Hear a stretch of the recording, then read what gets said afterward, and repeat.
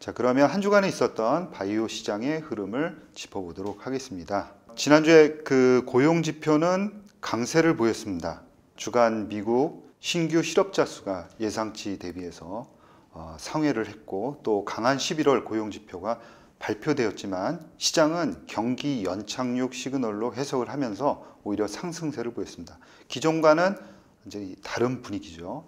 그래서 고용 지표가 강함에도 불구하고 오히려 좋게 해석을 했다라는 것은 시장이 굉장히 강해졌다라는 뜻을 의미하고요. 그 다음에 물가는 안정세를 나타냈는데, 구체적으로 보면 기대 인플레이션은 하락을 했고, 또 11월 소비자 물가의 하락 속도가 더디기는 하지만 대체적으로 예상치에 부합하도록 이렇게 수준에서 나왔습니다. 정리를 해보면 고용 지표는 생각보다 강하게 나왔다. 그러나 물가는 여전히 안정세를 나타냈다라는 거고요.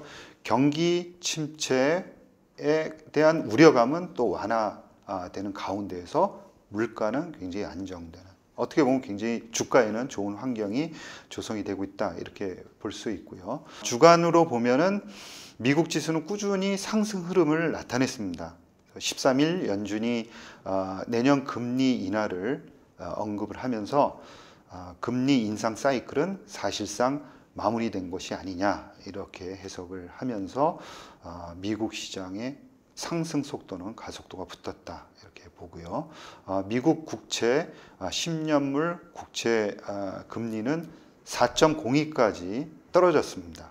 유가는 여전히 그 한 단계 내려온 WTI 기준 69달러에서 횡보세를 보이고 있습니다. 바이오주는 한 주간에 꾸준하게 행보를 보이다가 13일 2024년 금리가 인하될 것이다 라는 말이 언급이 되면서 4% 이상 상승하는 그런 좋은 흐름을 나타냈고요. 전체적으로 보면 RNA라든가 그다음에 TPD, 내시 등 그런 상승하는 섹터들이 전체적으로 확대되는 그런 모습을 보였습니다. 좀 더 자세히 보면 S&P 500 지수는 주간 단위로 2.75% 상당히 강한 흐름을 나타냈고요.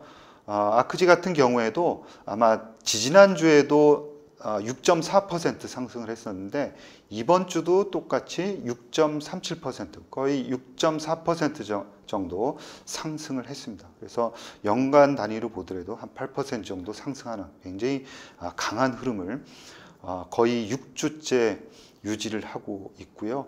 그 다음에 XLB 같은 대형주 위주의 ETF도 이번 주는 3% 이상 상승을 했습니다. 그래서 바이오주들이 강세를 나타냈다, 요약을 할 수 있을 것 같습니다. 어제 미국 증시에 그런 내년도 금리 인하 가능성, 그런 언급이 오늘 이제 반영이 될 텐데요. 우리나라 지수는 오늘 빼고 나면 오후 영업일간을 보면은 여전히 상대적으로 부진한 흐름을 나타냈습니다. 코스피는 0.6% 상승하는 데 그쳤고요. 코스닥 제약 지수는 0.4% 상승, 그 다음에 코악트 바이오 0.2% 상승, 그 다음에 타임폴리오 같은 경우에도 마이너스 0.4% 하락하는 상대적으로 부진한 흐름을 나타냈고요.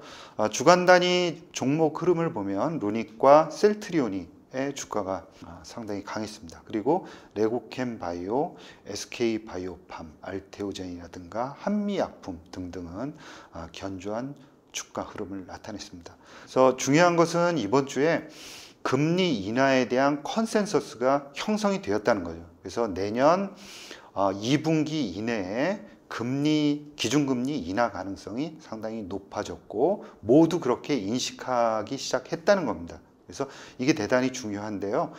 따라서 앞으로 제약 바이오 지수는 안정적인 흐름을 나타낼 가능성이 높아졌다라고 말씀드릴 수 있을 것 같습니다.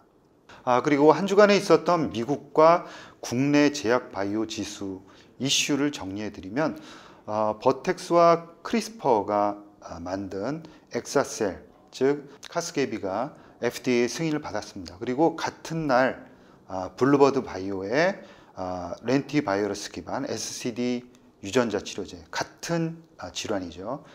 리프제니아도 FDA 승인을 받았습니다. 그래서 아주 이례적으로 같은 날 이런 유전자 편집 치료제, 유전자 치료제가 동시에 신약 승인을 받았다라는 거고요. 좀 안타까운 것은 아주 중요한 그런 신약 승인인데도 불구하고 주가가 약세를 보였다는 겁니다. 이것은 이유를 보면은 유전자 편집 치료제에 대한 그런 환자들이 과연 치료를 받겠느냐 하는 불안감, 그 다음에 이 치료제를 치료를 받기 위해서는 이제 몇 달간 병원에 입원해야 되는 이런 불편함이 있습니다.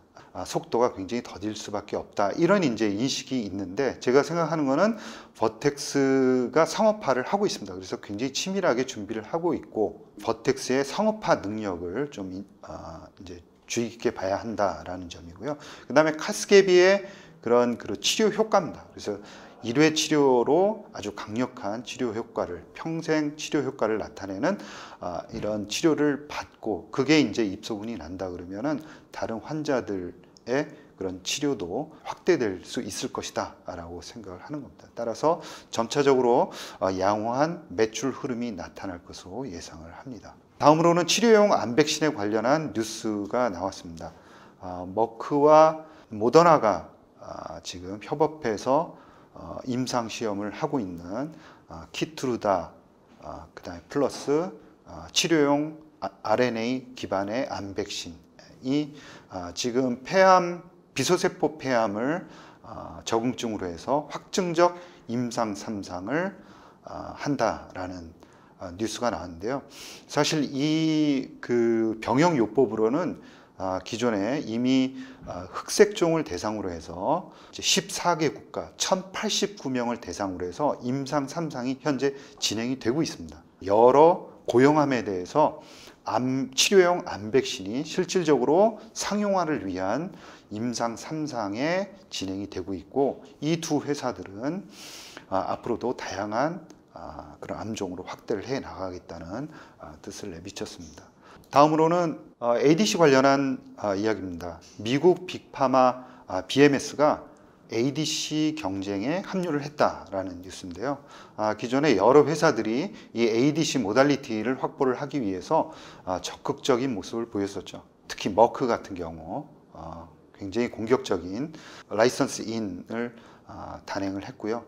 이번에 BMS가 추진하는 것은 미국 소재 중국계 회사입니다. 시스트 이뮨과 ADC 개발 협력을 위해서 최대 84억 달러 계약을 체결했습니다. 좀 독특한 점은 시스트 이뮨이 현재 가지고 있는 것은 그냥 항체에다가 약물을 결합한 게 아니라 이중 항체에다가 약물을 결합한 겁니다. 그래서 특징적인 것은 치료 효과가 굉장히 잘 나온다, 임상 1, 2상에서 잘 나왔다, 이렇게 이제 얘기를 하고 있는 거고요. 그래서 이 물질을 가지고 조금 더 강력한 치료 효과를 내는 ADC를 개발하겠다는 뜻을 가지고 있는 거고요.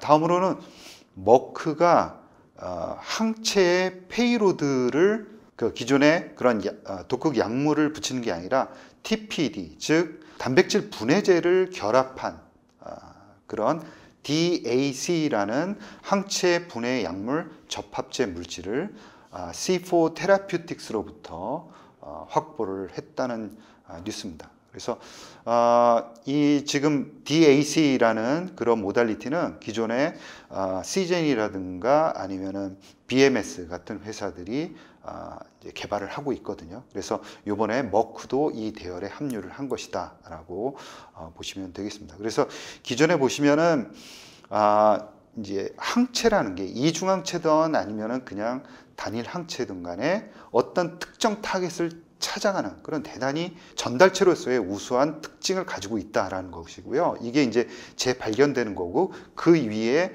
페이로드, 즉 약물로 무엇을 붙이느냐 하는 게 지금 화두가 되고 있는 겁니다. TPD를 붙인다든가 아니면 다양한 다른 물질들을 붙인다든가 아니면 단일 항체를 붙인다든가 아니면 이중 항체를 붙인다든가, 이런 다양한 하이브리드 항체 기술들이 나오고 있다라는 점을 염두에 두시면 좋을 것 같고요. 다음은 국내 관련한 소식입니다.